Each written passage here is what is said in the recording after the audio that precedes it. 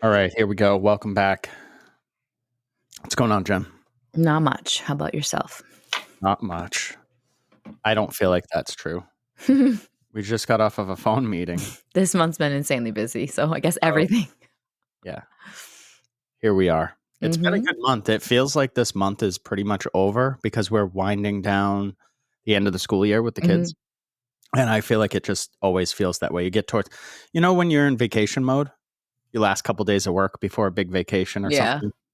That's how it feels the last few weeks before summer break. And I'm excited for summer break. We have some cool stuff lined up. Agreed. So, all right. This is episode 194. We're almost at 200. Ooh. It's exciting. Yeah, for sure. Almost at 4 years. Should we post a picture holding balloons that say 200 all over social media like people do when they hit certain numbers? You're not going to answer me, are you? I don't know. I don't know. Should we? No, I'm definitely not going to answer you. All right. Today, we're talking about hospitality versus service, and we're going to talk about how you can use that, how you can leverage hospitality to, I guess, grow your business and have a solid sort of marketing strategy, but we're going to keep it light. It's not going to be anything super detailed. I just want to give people an idea because I keep seeing, how do you attract stylists? How do you attract clients? What should I do? And everybody's doing the same thing and still asking the question. So it's obviously not working. What the majority of people in the hair industry are doing is clearly not working. So before we get there, we're going to start with opening takes. I need to create something for that. Okay. I mean, you would need to do that. I wouldn't know. I know you said that last time too. Oh, well. Anyway, do you want to go? No. You want me to go? Yep. All right, here you go. Here's my opening take. I heard this the other day and it really resonated with me. I don't even know why, but no matter how much you think you know, or no matter how much you study something, you can become a master of something. You really don't know anything. You know almost next to nothing. And it's wild because we've talked about the Dunning-Kruger effect before on the show. And I've talked about it with mentoring clients, and I've talked about it a ton in blogging. And when people are new to the industry, say, we'll just use hair because here we are. When people are new out of school, they have a little bit of knowledge, and that's dangerous because they think they know everything, right? But as they go through their career, they go through a holy shit, I really don't know anything at all. And then when they come out on the other side, they're like, there is so much to learn. And it doesn't matter how long you've been doing it, which is always interesting because people are always like 20-year stylist here weighing in. And it's like, no one cares how long you've been doing it. Like, how long have you really been doing it? I feel like the longer you're in it, the more, which is what you said in the beginning, the more you're aware of how much you don't actually know and how much there is to learn. That's what I just said. That's what I just said. I know. I said you just said this. This was my opening take. Sorry. I'm just kidding. But if you think People about like it, my voice. If you think about it, even now, this number sounds crazy, but if you think about like 400 years ago, people didn't even know what the globe looked like. They didn't know where the continents were. It's nuts. They thought the world was flat. They thought we'll just get in our ships and go explore and see what we see. And they didn't have phones to report back or email. This was people's life. Their whole life journey might be going to like just sail west and see what happens. And then hopefully you can get back. Hopefully you can get word back. They had no clue. So if you think about what you know now, that stuff might not even be true. We thought the world was freaking flat for however long. We thought the earth was the center of everything for however long. Now think about another 400 years in the future. Want to blow your mind? Think about another 4 years in the future. Look at where we're at with technology, and it's exponential. Its growth is insane. The progressions that they're making, I read about almost daily in healthcare, are wild. When you look at things like AI, it's insane. People are like, AI will never take my job. Okay, good for you. It's coming. It's going to take your job. So you should learn something else. But it happens every time, too. There's some sort of revolution or industrial event or whatever with human beings. We're always like, this is never going to change. And the change is always amazing. There's always going to be those holdouts though. It's like when Henry Ford, I think he said, if I had sat around and waited on what like my customers really wanted, we would have been raising faster horses. Like he wouldn't have built the car because people didn't know. So it's just little things like that just kind of blow my mind constantly. But here we are. Here we are. Do you have an opening take? Yeah, I do. It's quick. It kind of leads to what you just said. Not what you just said, but one of the points you made.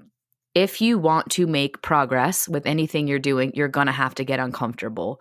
Kind of like you said, like you see all the time with salons, like I need to hire stylists. I need to hire, how do you get more clients? How do you, like you're in a hamster wheel. You're doing the same thing, or you're copying people that aren't doing things and they're not making any progress either. And somehow you're literally just over time doing the same thing. So if you want to make progress in anything you're doing in life, I don't care if it's business, personal, whatever it is, you have to get uncomfortable. It is not comfortable being uncomfortable, but the only way you're going to make a change or progress in your life is to get a little out of your comfort zone and do things a little differently. I feel like this whole month has been full of, like we said, super busy and little bits where I've just been really uncomfortable, and I don't enjoy being uncomfortable, but these are things that I know are changes I need to make in my life or changes Todd and I need to make to do things in our life. And generally when I get through it all, I feel really great after. Like the phone call we had this morning, we're doing just some great adulting for our personal life and I love it. But to sit down with someone and be like, hey, I need help with this and I need help with this and can you help me get to my goals, doesn't always feel comfortable, but at the end of it, generally you feel really good. So make a change, do something uncomfortable, and I guarantee you're going to feel way better after. That's it. I find that there's almost, for myself, a sense of relief, even just having that first conversation. Yeah, I get that. Like there are sometimes where you're like, I'm not sure about something, and you reach out to someone and you're like, I'm going to sound dumb. They're going to laugh at me. They're going to tell their friends after we get off the call. And that's just not true. These people are in these professions to help you. Your lawyer is there to help you. Yeah. Your And doctor, it's picking the right people to do that, right? To support you. Yeah. All the people are there to help you. So, all right, let's start with somebody needs more clients, right? And this is a common thing. And really, it's just they need more revenue. Mm-hmm. So we're going to focus on today, not diversifying, not adding revenue streams, not picking up a second job, but we're going to focus on the actual question, which is clients. How do I get more clients? The number one first possible thing that is the most important is retention. You need to retain the clients that you already have. That's by far the most important thing. So even if you're like, I need more clients, the first step is how's your retention? Because it's like when we worked in the gym world, you could send 100 leads into a gym, but if they're not retaining them, there's no point. So you have to get your retention down first. It's most important. It's not even, I think, up for debate. I would argue that most people that know business would agree with that. So focus on what's in front of you and get that system perfected first. Agreed. The second thing that you have to do is that you have to realize that that first group of clients is what you're going to tap into to get your next group of clients. Right. So attracting new clients is second, but what you're after the people that are related to in some way, shape, or form, whether they're a spouse or a sister or brother or a husband or whatever. A husband is a spouse. You get what I mean? Whether it's a neighbor or an acquaintance or somebody that goes to the library you go to. That's what you need to focus on. A sign or a post about 20% off all referrals, it's just not effective. It doesn't work. It doesn't work. I'm sorry. We could break down. We talk about this all the time. Someone that talked about it. So yeah, I was just going to say, you can go back and listen to the show where we talked about somebody wants a discount. They're only coming to you for the discount. They're not coming to you for anything else. And if you're lucky, maybe 1% of those people stay. Yeah. It's just, so what people think is effective as far as like, say you're a hair pro and you're trying to grow your clientele or you're trying to grow your business, what you think is valuable is attention. And that's not what's valuable. Right. People put too much stock into winning whatever local best of award or trying to be seen on some online fake award campaign. That stuff is not doing anything for you. Right. It's not. It's just not. It's a waste of your time. Yeah, and your money because you're paying for most of that stuff too. So nobody you're remembers wasting that. Nobody. So unless you want to be the person that's like, I've seen this recently, like we won best of our town. Like it was like 4 or 5 years ago. And I was like, so what? You did something 5 years ago. What'd you do yesterday? So it's like we all have this friend, right? And somebody's going to get mad at me because somebody's always mad. And that's cool. I like it. It's my role. I'll take it. You know your friend that ran a half marathon or even a marathon like 2 decades ago, and you still have to hear about it? Mm-hmm. They're always like, when I was training for my half, what? What are you talking about? You did that 13 years ago. That's What your are you whole doing identity. now? That stuff doesn't matter. It's not effective. So what is effective? Right? That's the question. Mm-hmm. What's truly effective is using hospitality and your connection with people by asking them directly. That's the most effective. And I know people are going to be like, well, that's not comfortable. Correct. Jen already touched on that. When you're comfortable, you're not progressing. So there you have it. It's not the easy route. And those people that are posting 20% off, I don't know why no one's coming in. 20% off. That's a great deal. It is a great deal. Nobody knows you exist, and people don't remember that stuff. I just listened to another business podcast that talked about buying. They were at their son or daughter's like softball game or something, and they were like, oh, cool, I need dry cleaning. There's a banner of a dry cleaner. So this dry cleaner paid, and you've seen this at our local parks and stuff. You see it everywhere. It's in the playbills for plays and all these businesses, but people don't remember that stuff. They're there with their kid, and then they're going out to lunch after, or then they're going to a barbecue, or they got to get their kid to a sleepover. I'm not going to remember in 2 months the name of the dry cleaning place that was hanging in the park that I happened to be at for a game. I was not there for dry cleaning. So there's no relation to that. There's nothing to make that sticky in my mind so that I can recall that information later on. But what you can do is take your best clients, and we've talked about this a ton in the past. You take your best clients, the ones that you see their name in your schedule and you smile. Or your day, like no matter what, you're like, this is going to be an awesome day because this person's coming in. I get to hang out with this person for a bit. You take those people, invite them in, not for their appointment, but before or after their appointment. Book some of their time. Ask them, hey, could I have some of your time? I would really appreciate it. Let me buy you a beer. Let me buy you a coffee. And I've done this with clients before. Hey, you're really cool. I would like to have more clients like you.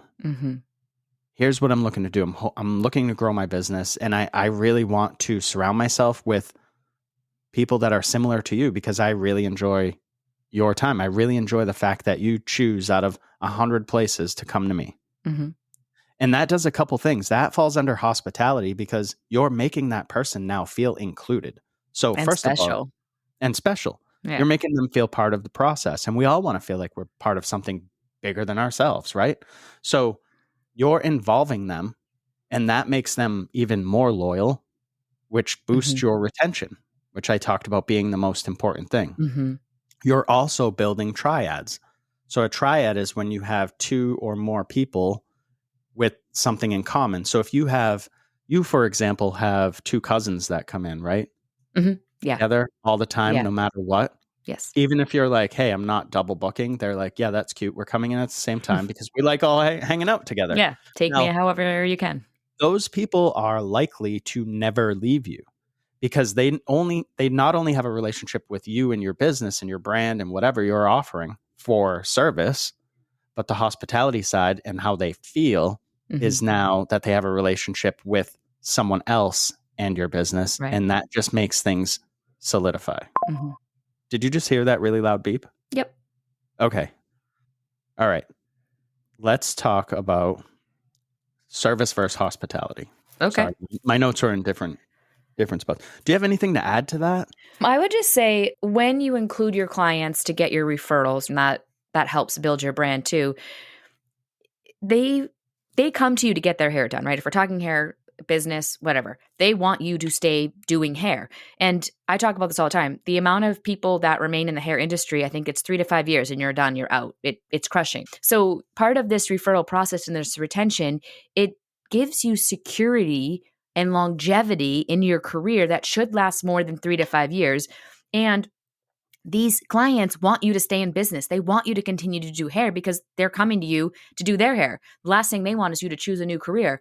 So it works both ways to hopefully give you a longer career than most and doing it with the people you enjoy. And I think that's part that's special of our careers. If you have more clients that you like to do their hair and you like their personality and you enjoy the conversation, it just makes your job feel less like a job and it's way more fun. So you're hitting so many marks with that. Great point. Really great point. All right, let's talk about the difference between service and hospitality. Because we constantly, how many times have you seen, come to me, book your experience. This isn't a service. This is a luxury experience or whatever. Your branding, your hospitality is about emotion from the client, not from you at all. So the service, because this is a service industry, is the haircut, the color, the style, the wash. Those are the things that people think are going to set them apart. Now, I'm not saying that there aren't people that suck at hair and there aren't people that are amazing at hair. Right. That's not what I'm saying at all. But those are the expected things that the client expects to be done. Yes, the client expects a decent haircut. It doesn't even have to be great, but the client expects a passable haircut. The client expects a passable color. They want it to be pretty close to what they're picturing in their head because that's what makes them happy. That's the transaction. Now, hospitality is the way that you make people feel while you perform the service. This is the game changer. This has been a huge game changer for our business. And I think any other business. How many times have you gone to a restaurant and you aren't greeted immediately? You're standing there. You start to feel a little awkward. The people at the bar are turning around. They're wondering if anyone's going to help you. Now you're like, I'm in a fishbowl. I don't know what to do. You finally get to your table and it's another 5 minutes before the waiter or waitress comes over. And it's like, this just isn't great. You got a table. You eventually got your cocktail or beverage. You eventually got your food. That's the service. But there's no hospitality. Right. Now, how many times have you gone to... Now think about how often you've gone back to those places. Not very. Now think about how many times you've gone somewhere and they're like, hey, Todd and Jen, hey, Fords, hey, what, like, they remember your freaking order. Yeah. They remember what your kids are up to. I can tell you this, when we get good hospitality, our oldest son always says, you're going to tip them really good, right? And that's when that, and because that's his love language. And he's just like, basically that person, the hospitality, not only did they treat Todd and I well or serve us well or whatever, but they included the kids and Marley felt included. And when he feels included, like somebody like took a second to like let him order or talk to him for a minute, he's always like, you're going to take care of them, right? And I love that because I'm like, oh, he really felt the hospitality from that server. And it sets it apart because he doesn't do it for all of them. It just depends on how he is treated. It's really cool. Yeah, I love that he's into that. Obviously, we are too. I have a restaurant background, so it's always, I follow a lot of restaurant pages because I'm like, here's where this industry could learn a little bit of how to step the game up. I'm sure there are people out there that are doing this fantastic, but there are things. Majority are probably not. Even at Hello, there are things that I want to step up because I think that we can provide outstanding, blow your socks off hospitality. I do not think we're there today. And to admit that on a podcast in front of whoever wants to listen. Yeah, no, it's doing the little things that sometimes aren't done and they need to be done every single time or it doesn't count. It doesn't matter if you do something for a month and then you forget once. Well, there's the consistency part, right? Starting over. Yes, that's how I look at it.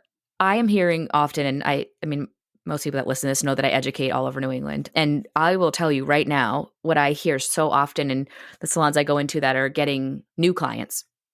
And they're getting new clients. And it's the same story all over. They are getting new clients because the place they went to or the stylist that they saw or hair pro, whatever you want to call them, only talks about themselves, only cares about themselves. And they've lost sight of what it looks like for the hospitality side for the client. So there are other service providers in the area that are giving this hospitality piece and they are gaining so many clients because the clients are like, wow, I forgot what it was like to have a good service. And here's the other part. These clients are staying with the other service providers that are not giving good hospitality for 3, 4, 5, 6 appointments. We have a client that joined us about a year ago, and she wanted to leave her hair pro. And the hair pro, every time she went in, just complained about how she had no money. She needs more clients. She's not making enough money. She can't afford her bills. So this client was like, I can't leave my hairstylist because I directly affect her paycheck, which the client shouldn't even know this, by the way. So anyway, over the next couple Ding, months, ding, ding. the hairstylist is now bragging that she got 2 new clients. So immediately in the client's mind was like, this is my time to leave. She doesn't say it to the stylist at the time, but this is my time to leave. She's got 2 clients. So if I leave her, she's still one ahead. She's literally financially thinking of this stylist's paycheck and business, which never should have even been a conversation to begin with. But this is normal. So this is when she takes her choice. She decides not to go back because now in her heart, she's like, her financial stability, she's still 1 client ahead if I leave. And this is more of what I hear. This is insane to me because a client, you're forgetting like it's about them. So the reason why you're losing clients is what you're doing behind the chair with each and every client that you're servicing. It's you. It's not them. It's you. Yeah, and I don't know when this became popular about making it about us, but the moment you make it about you You're it's done. over. It's over. And Yeah. I know I've talked to so many people that are like, my clients love me. They want to know what I'm up to. They don't. They do not.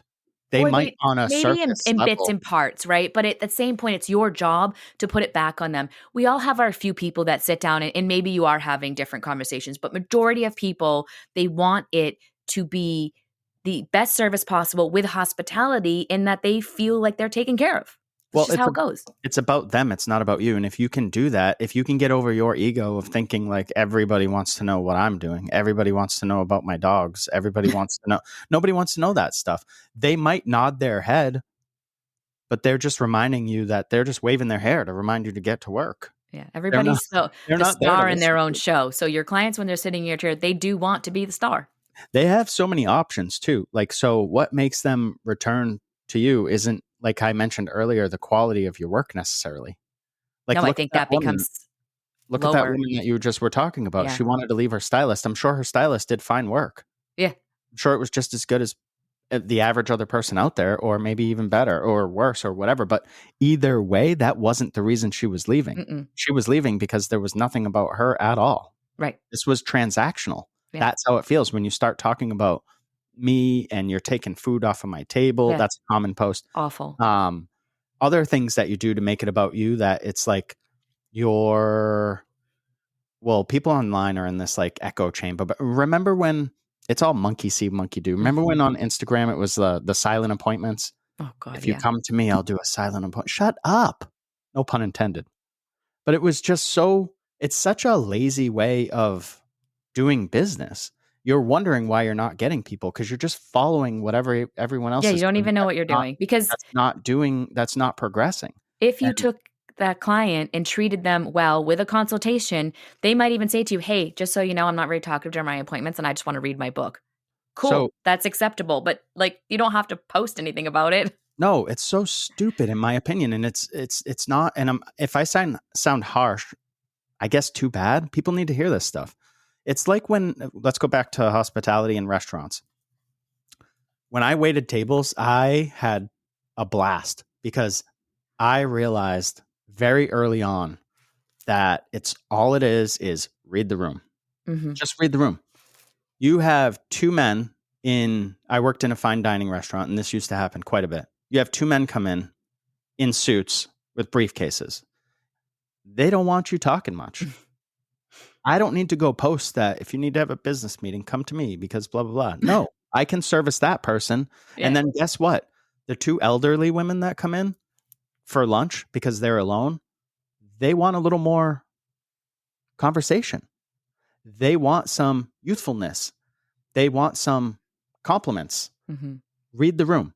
Yeah. If you have somebody come in and they're like, hey, it's my son's 21st birthday and we're bringing him out for his first beer. Okay, it's party time.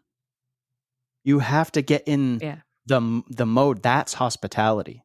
It's making it about the client, not you. And that equals retention, which you already said was the most Of important thing. course.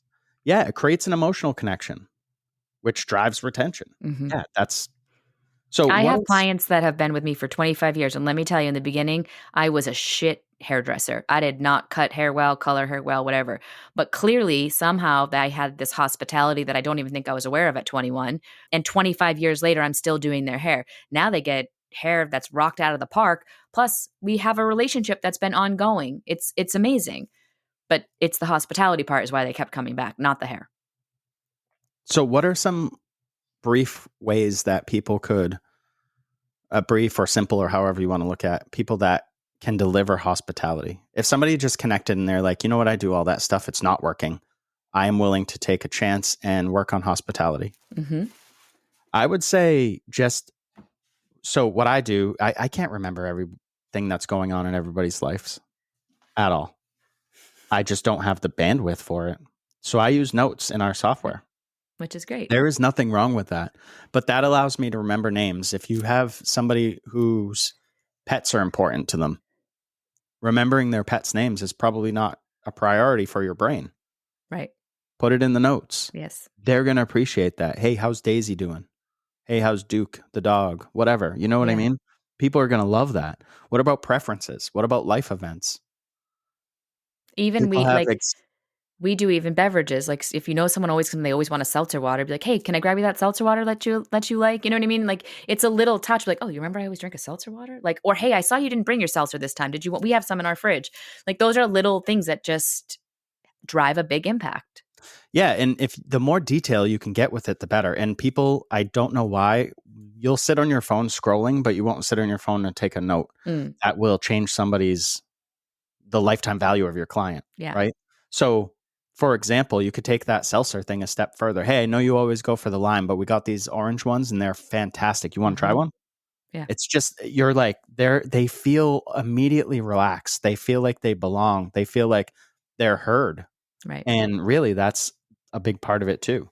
So offering a drink or a snack, but other little things too, like your lighting, the music that you choose to play, that sets your vibe. Yeah. Your cleanliness. What does it smell like in your salon? We have a bunch of diffusers and we try to stay like seasonal to be appropriate. You're not going to have, Christmas tree in the middle of the summer. Right.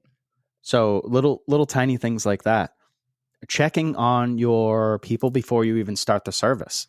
I always ask my people or my clients rather, is there anything you didn't like last time? Is there anything I can do better? How do you feel about this? How did this grow out?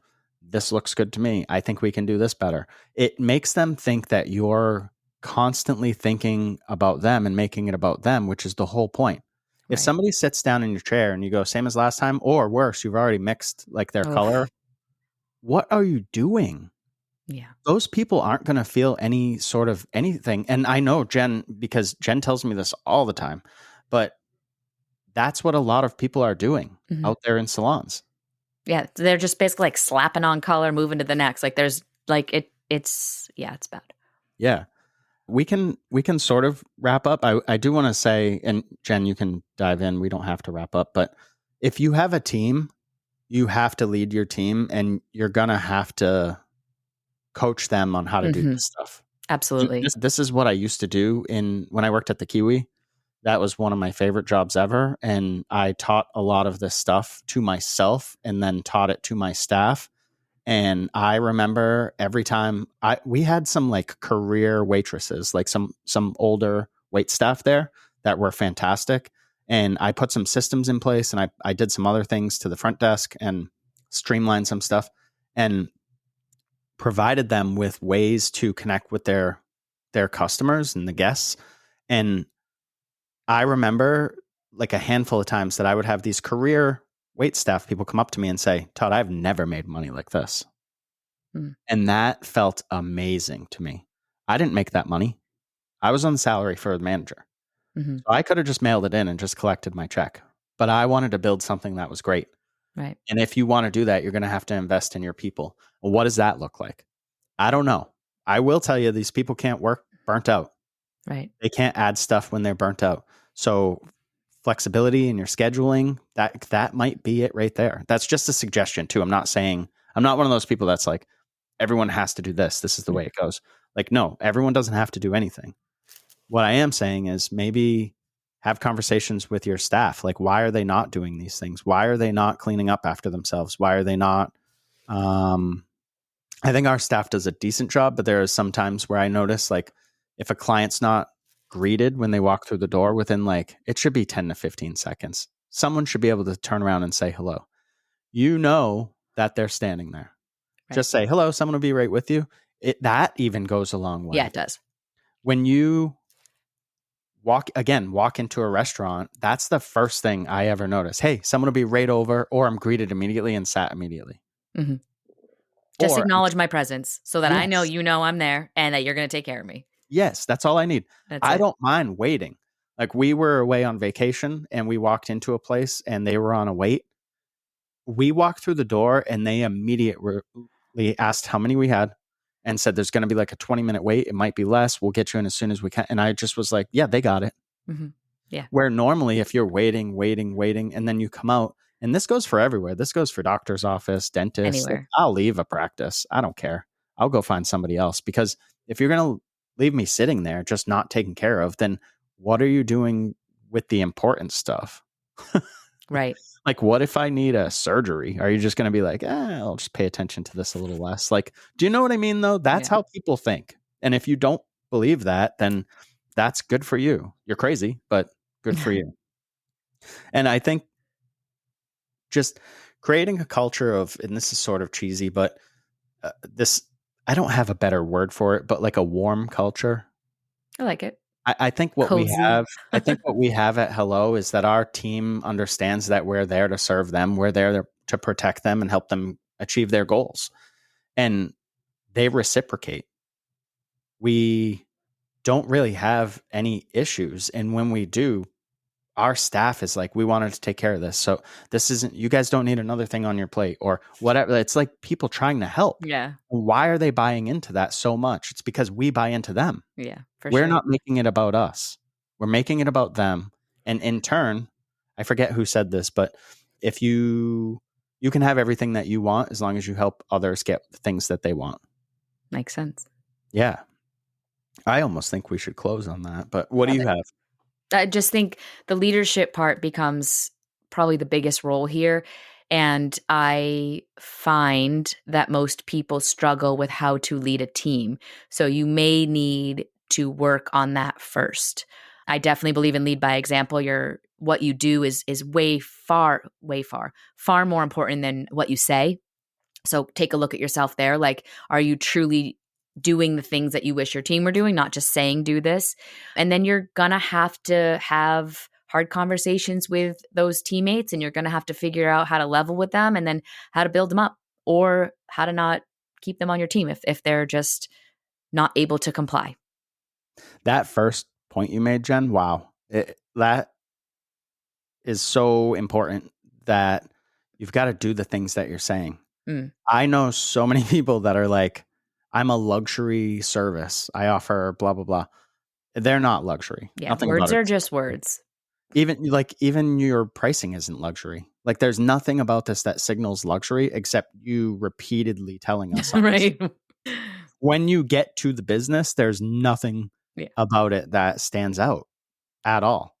So I think you got to practice what you preach. And that's one of the things I'm proudest of when we do the weekly newsletter, and every bit of advice that I give or every story that I tell is something that happened either in this business, a prior business that we own, something I might have managed, maybe a friend's business. It's stuff that I've seen firsthand. It's not like theoretical, like this is what you've got to do to build your salon, and every salon has to do this, and it's cookie cutter, and step 1 is this and step 2 is this. Like, that's what people need, that are, I don't want to say on a different level, but people that are on a different wavelength. Like, you don't want to build a template for your own brand. You want somebody to hand you a template. Bizarre.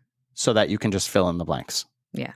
So, and there's nothing wrong with either one of those. They're both, like, you're probably more suited to purchase and run a franchise, right? Because they will tell you everything. They'll tell you where to get insurance. They'll tell you where to put the location. They'll tell you who to use to build it out. Yeah. And then you just are the robot that's running it, right? Mine looks like, and you'll just fill in the blanks and make the money. And that's totally fine. There's nothing wrong with that business model. If you want to be more creative, if you want to build something that's your own brand, it's going to take a lot more work and it's going to hurt more. There's going to be a lot more growing pains because if something goes wrong, it's your mistake. It's not the franchise's mistake. Right. So you have to take ownership. Anyways, add some hospitality by getting on our newsletter. Yeah. And that's all I got. Okay. All right. Thanks, everyone. Have a great day.